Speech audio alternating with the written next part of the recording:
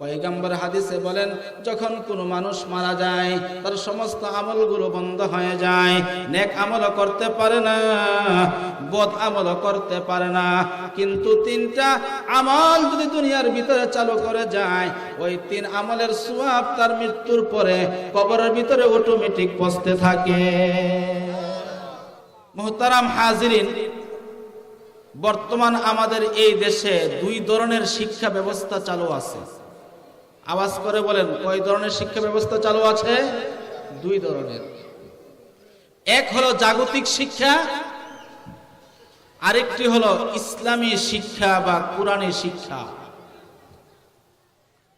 জাগতিক শিক্ষা এমন এক শিক্ষা যেটা শুধু দুনিয়াতে কাজে আসে, পরকালে কবরে, হাসরে, ফুলসিরাতে কিছুই কাজে আসে না।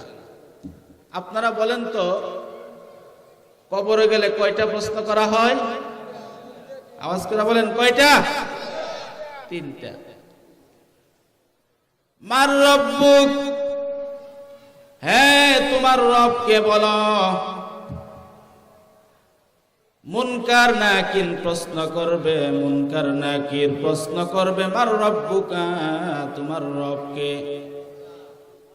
ওই সময় যদি বলে, স্যার আমি ডাক্তার ছিলাম, চলবে? আপনারা বুঝতেছেন মাশাআল্লাহ। ওই সময় যদি বলে আমি দেশের প্রেসিডেন্ট ছিলাম, চলবে? আমি ইঞ্জিনিয়ার ছিলাম, চলবে?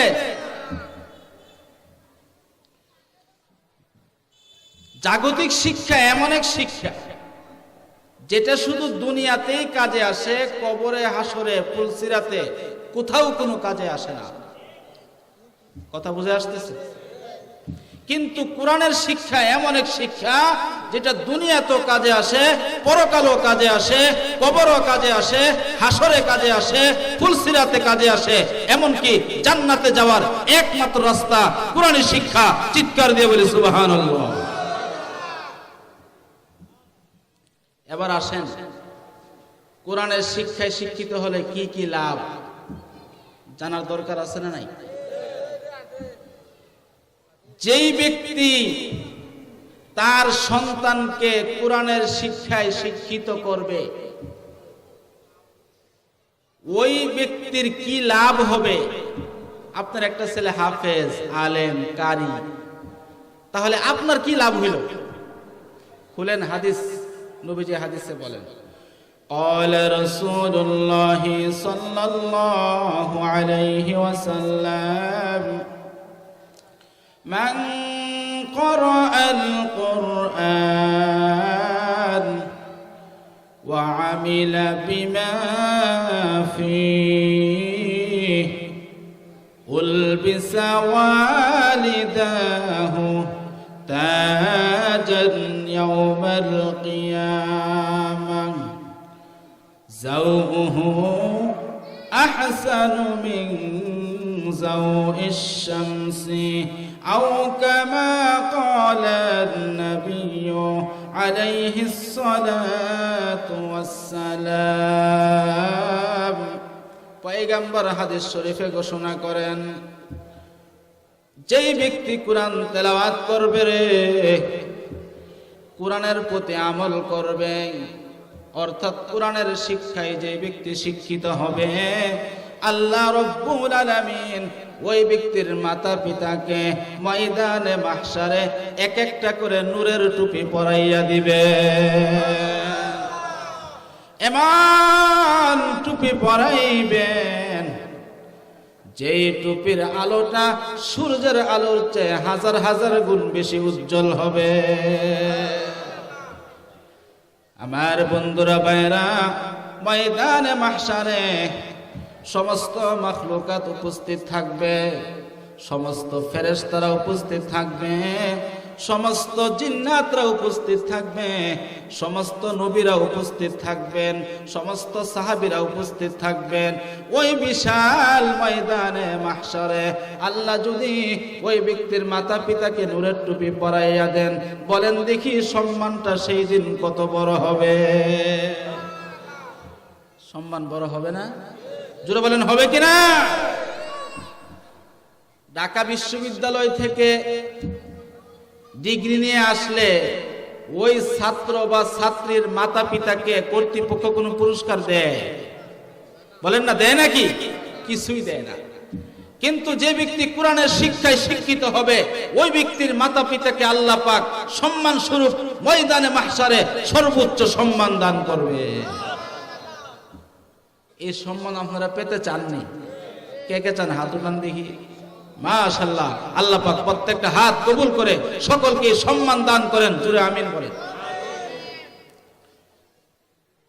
যে পড়বে, যে কোরআনের শিক্ষায় শিক্ষিত হবে, তার কি লাভ?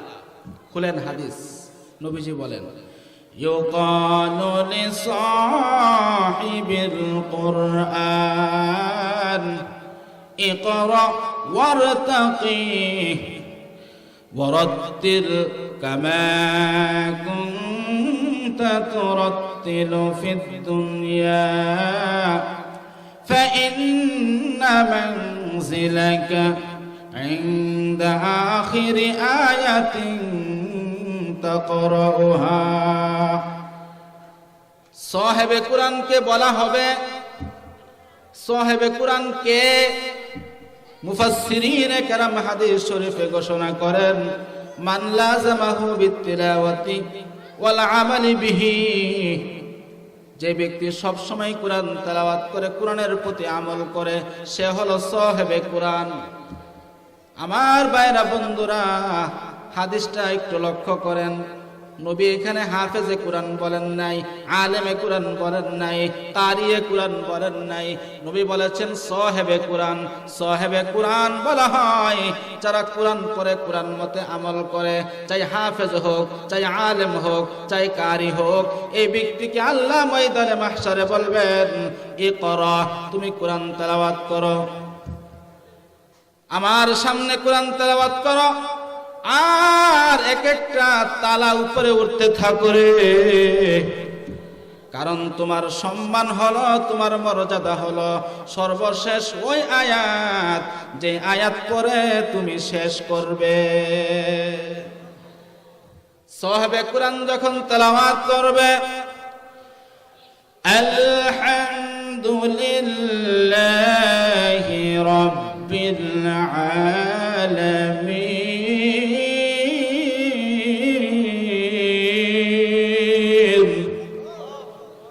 সাথে সাথে জান্নাতের বাড়িটা একতলা হয়ে যাবে। আর জোরে বলেন। সাহেবে কুরআন যখন পড়বে, আর রহমানির রহিম,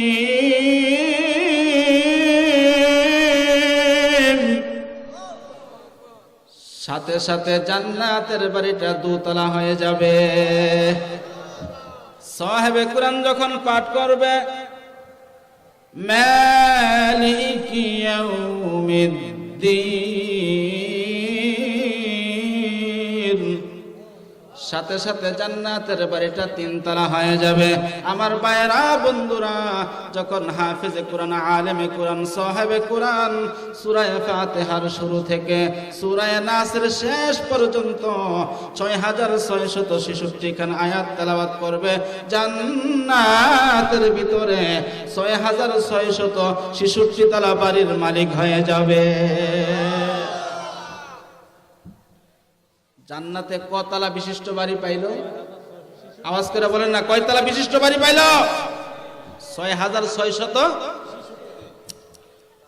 আমার ভাইরা বন্ধুরা, এই পৃথিবীর সবচেয়ে বড় বাড়িটা কয়তলা? বুরুজ মালয়েশিয়া 100 তলা, বুরুজ দুবাই 165 তলা। এই পৃথিবীর সবচেয়ে বড় বাড়িটা 165 তলারে ভাই। কিন্তু আল্লাহ পাক কুরআনওয়ালাকে যে বাড়িটা দিবেন, সেই বাড়িটা হলো 6666 তলা। কুরআন পড়া ঠকলো না জিতলো? লস না লাভ? এখন যদি আপনি 165 তলা বাড়ির মালিককে জিজ্ঞেস করেন, হে মিয়া, তুমি এই বাড়িতে কয়দিন থাকবে? সে বলবে, হে বোকা, এটা একটা প্রশ্ন হইল নাকি? কয়দিন থাকবে? আল্লাহ যতদিন রাখেন ততদিন, ঠিক না? হইতে পারে 1 বছর, 10 বছর, 20 বছর, এরপরে শেষ। আর যদি কোরআনওয়ালাকে জিজ্ঞেস করেন, রে কোরআনওয়ালা ভাই, এই জান্নাতের ভিতরে 6666 তলা বাড়িতে তুমি কয়দিন থাকবে রে? কোরআনওয়ালার সাথে সাথে জবাব দিবে, যতদিন আল্লাহ পাক থাকেন ততদিন। আল্লাহ যতদিন থাকেন ততদিন জান্নাত থাকবে, ততদিন এত বড় বাড়ির মালিক সেই ব্যক্তি থাকবে। তাহলে যে মাতা পিতা তার সন্তানকে কোরআনের শিক্ষায় শিক্ষিত করলো, তার লাভ ময়দানে মাহশারে সর্বোচ্চ সম্মান সে পাবে। যে কোরআনের শিক্ষায় শিক্ষিত হলো, তার লাভ সে জান্নাতে 6666 তলা বাড়ির মালিক হবে। ঠিক না কথা? এবার আসেন, যেই পরিবারে একটা ছেলে কোরআনের শিক্ষায় শিক্ষিত হবে, ওই পরিবারের কি লাভ? খুলেন হাদিস, নবীজি হাদিসে বলেন, قال رسول الله صلى الله عليه وسلم من قرأ القرآن فاستزهره فأحل حلاله وحرم حرامه أدخله الله الجنة وشفعه في 10 من أهل بيته كلهم قد وجبت لهم النار। পয়গম্বর হাদিসে বলেন, যে ব্যক্তি কোরআনের শিক্ষায় শিক্ষিত হবে, কোরআন মুখস্থ করবে, কোরআনকে মুখস্থ রাখবে, ফাআহাল্লা হালালাহু, কোরআনের হালালকে হালাল জানবে, কোরআনের হারামকে হারাম জেনে বর্জন করবে, আল্লাহ পাক রব্বুল আলামিন ওই ব্যক্তিকে জান্নাতে প্রবেশ করাইবেন এবং তার পরিবার থেকে 10 জন জাহান্নামীকে সুপারিশ করে করে আল্লাহর তৈরি জান্নাতে নিয়ে যাবে। এমন 10 জনকে নিয়ে ডুববে রে। নবী বলেন, কুল্লুহুম কত ওয়াজাবাত লাহুন নার, যাদের জন্য জাহান্নামের আগুন ওয়াজিব হয়ে গিয়েছিল,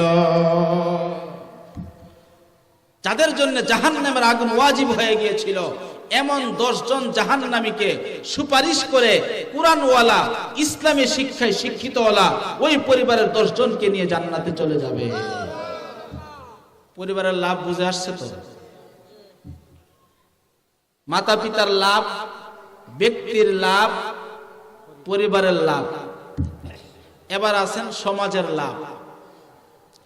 যেই সমাজে, যেই এলাকায়, যেই অঞ্চলের একজন কোরআনের শিক্ষায় শিক্ষিত ব্যক্তি থাকবে, ওই সমাজের কি লাভ?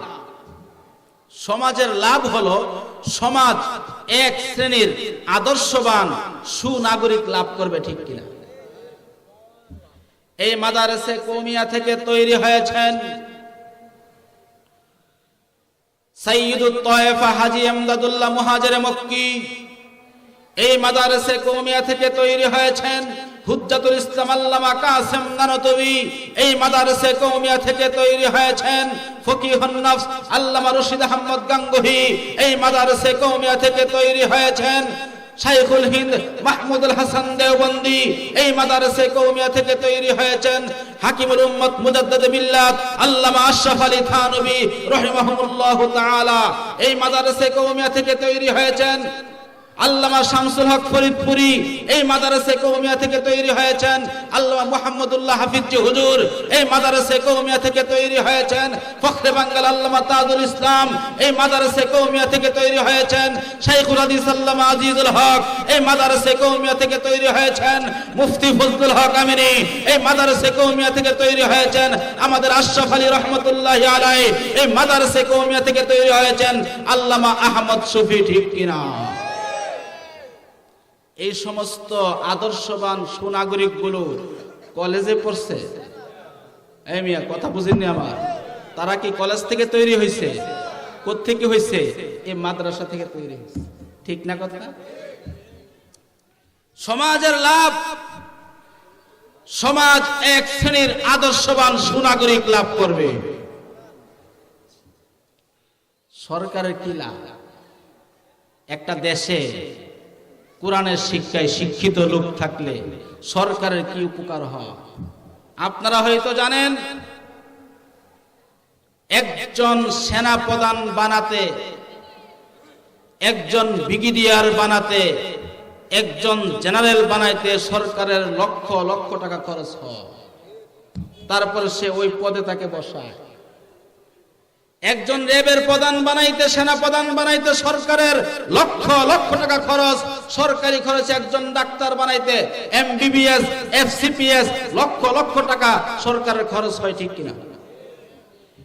কিন্তু এই বাংলাদেশে লক্ষ লক্ষ ইমাম আছে না নাই? লক্ষ লক্ষ খতিব, লক্ষ লক্ষ ওয়াইজ, লক্ষ লক্ষ হাফেজ, লক্ষ লক্ষ কারি, এগুলো যে তৈরি হয়েছে সরকারের এক পয়সার খরচ নাই। মুরব্বীকে মাদ্রাসায় সরকার টাকা দেয় না, পূজার লাগে বরাদ্দ করতে কোটি কোটি টাকা, ঠিক কিনা? পূজার জন্য সরকারের বরাদ্দ থাকে, বিভিন্ন আজে বাজে কাজের জন্য বরাদ্দ থাকে, কিন্তু কোরআনের শিক্ষার জন্য এক পয়সার বরাদ্দ নাই, ঠিক কিনা? আপনারা রাগ হইতেছে? আমার ভাইয়েরা বন্ধুরা, যেই দেশের ভিতরে কোরআনের শিক্ষায় শিক্ষিত ব্যক্তি থাকবে, হাফেজ থাকবে, আলেম থাকবে, কারি থাকবে, ওই দেশে সরকারের রাষ্ট্রীয় কোষাগার থেকে একটা টাকাও সরকারের খরচ হবে না। আমার ভাইয়েরা বন্ধুরা, কোরআনের শিক্ষা এমন একটা শিক্ষা রে, যেটা দুনিয়াতেও কাজে আসে, পরকালেও কাজে আসে, ঠিক কিনা? যে মাতা পিতা তার সন্তানকে কোরআনের শিক্ষায় শিক্ষিত করবে, ওই মাতা পিতাকে আল্লাহ পাক কিয়ামতের মাঠে সর্বোচ্চ সম্মান দান করবেন। যে শিখবে আল্লাহ তাকে জান্নাতে 6666 তলা বাড়ির মালিক বানিয়ে দিবেন। যেই পরিবারে থাকবে ওই পরিবারের 10 জন জাহান্নামীকে সে জান্নাতে নিয়ে যাবে। যেই সমাজে থাকবে ওই সমাজ আদর্শবান একদল সুনাগরিক পাবে। সরকারের লাভ, সরকারের রাষ্ট্রীয় কোষাগার থেকে একটা পয়সাও সরকারের খরচ হবে না। কোরআনের শিক্ষা এমন এক শিক্ষা যা দুনিয়াতেও কাজে আসে, পরকালেও কাজে আসে। দুনিয়াতে কাজে আসে কেমনে? কিভাবে দুনিয়াতে কাজে আসে? ইসলামী শিক্ষা ছাড়া, আল্লাহর ভয়ওয়ালা শিক্ষা ছাড়া সমাজ থেকে চুরি, ডাকাতি, দুর্নীতি বন্ধ করা সম্ভব না, ঠিক কিনা? আপনারা আমার কথার উত্তর দেন। জেনারেল শিক্ষায় ক্লাস নার্সারি থেকে 1 থেকে নিয়ে MA পর্যন্ত, আরো উপরে পর্যন্ত কোন বইয়ের কোন পৃষ্ঠায় কোন লাইনে লেখা আছে সুদ খাওয়া হারাম, ঘুষ খাওয়া হারাম? একটা বইয়ের ভিতরে পাইবেন না। কিন্তু কোরআনের শিক্ষার সর্বনিম্ন ক্লাস থেকে সর্বোচ্চ ক্লাস পর্যন্ত, উর্দু কায়দা থেকে নিয়ে বুখারী শরীফ পর্যন্ত প্রত্যেক কিতাবের প্রত্যেক পৃষ্ঠায়, প্রত্যেক লাইনে সরাহাতান কিংবা ইশারাতান লেখা আছে সুদ খাওয়া হারাম, ঘুষ খাওয়া হারাম।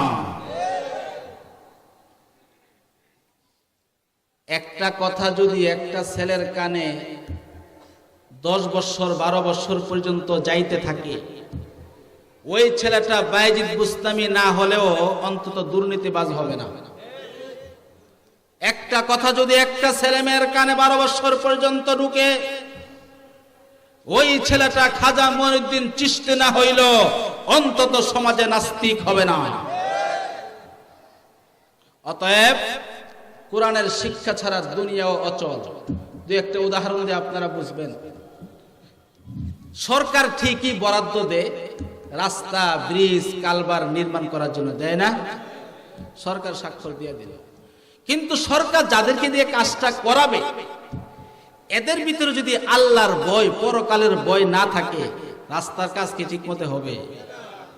পত্র পত্রিকা আপনারা দেখে থাকবেন, একদিক থেকে রাস্তা তৈরি শুরু হয়, অপর দিক থেকে শেষ হওয়ার আগে ভাঙা শুরু হয়েছে। এই মিয়া কথা বুঝেন না? এই কাজটা কেটা করছে? আলেম, হাফেজ নাকি জেনারেল শিক্ষা শিক্ষিতরা? কালবার তৈরির 1 বছর পরে ফাটল ধরা গেছে, পত্র পত্রিকা আপনারা দেখবেন ছবি আইসা গেছে, কি রোডের পরিবর্তে বাঁশ ঢুকাই দিছে। এই আছে না? আপনারা কি রাগ হইতেছেন নাকি? আমি তো পত্রিকার খবর না বলতেছি। আমার ভাইরা বন্ধুরা, ইসলামী শিক্ষা ছাড়া, আল্লাহর ভয় ছাড়া সমাজ থেকে দুর্নীতি দূর করা সম্ভব না, সমাজ থেকে চুরি দূর করা সম্ভব না, সমাজ থেকে ডাকাতি দূর করা সম্ভব না, ঠিক কিনা? আমার ভাইরা বন্ধুরা, কোরআনের শিক্ষা এমন এক শিক্ষা রে, যে শিক্ষা দুনিয়াতে কাজে আসে, পরকালও কাজে আসে। অনেকে বলে মাদ্রাসায় এক দল বেকার তৈরি হয়, সকলে নাউজুবিল্লাহ বলেন। একদল বেকার তৈরি হয়, বেকার। আমি আপনাদেরকে প্রশ্ন করি, আপনারা বলেন, এই পর্যন্ত কোন হাফেজকে দেখছেন হাফেজে কোরআন ভিক্ষা করে? আলেম ভিক্ষা করে? কোন কারি সাহেব ভিক্ষা করে? কোরআনের খাতিরে আল্লাহ এদেরকে অসম্মানিত রাখেন নাই, আল্লাহ কোনো না কোনো ভাবে চালাইতেছেন, ঠিক না? আপনাদের মসজিদে নিয়মের বেতন 4000 টাকা, 5000 টাকা। যে গরিবে হাত দেয়, আপনারা ছেলেরা ইটালি থাকে, এদেরও সুযোগ হয় না এই গরিব পড়া, ঠিক নেই?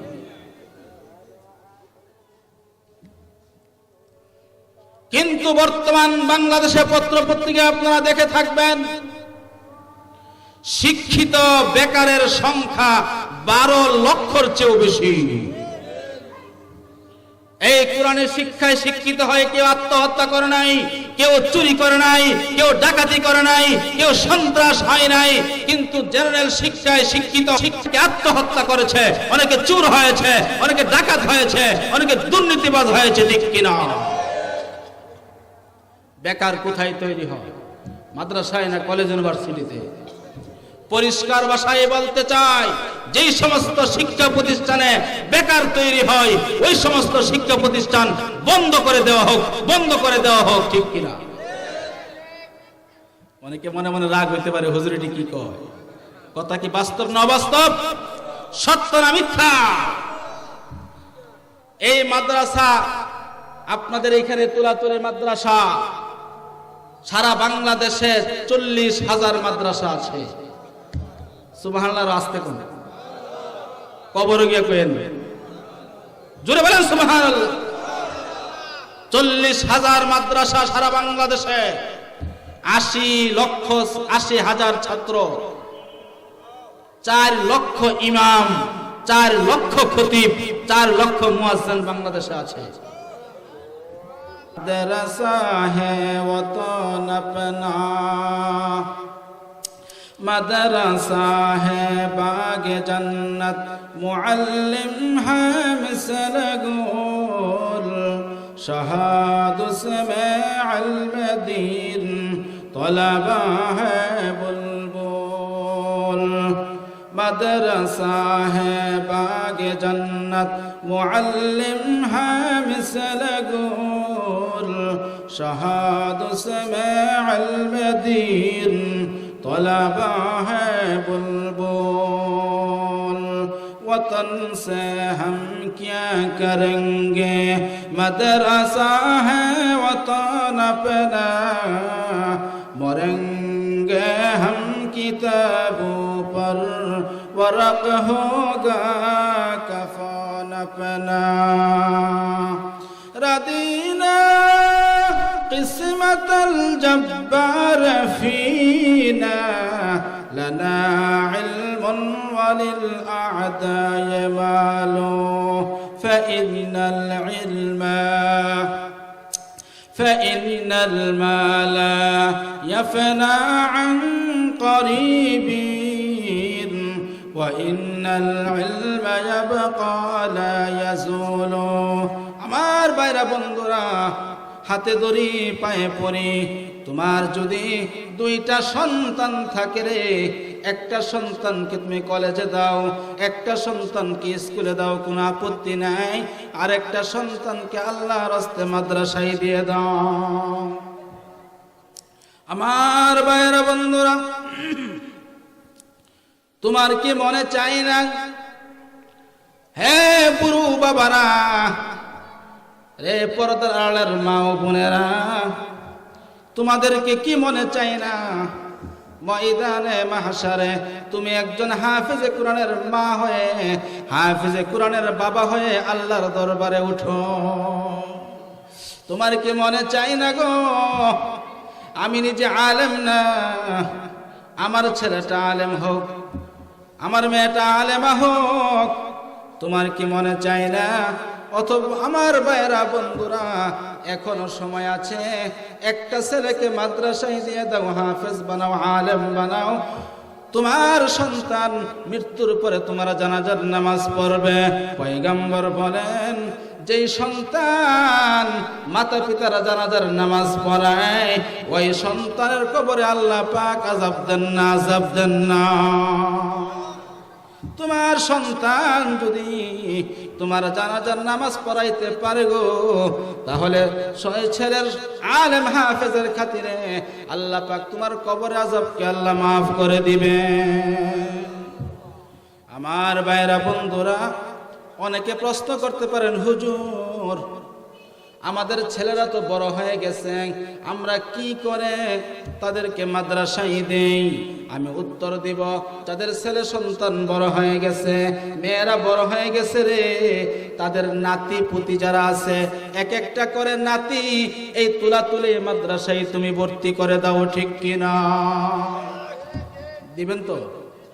আপনারা চাননি হাফেজের পিতা হইতে, আলেমের পিতা হইতে চান কিনা ভাইরা? এই তুলাতুলি মাদ্রাসা, এই মাদ্রাসা আপনাদের কাছে আমানত।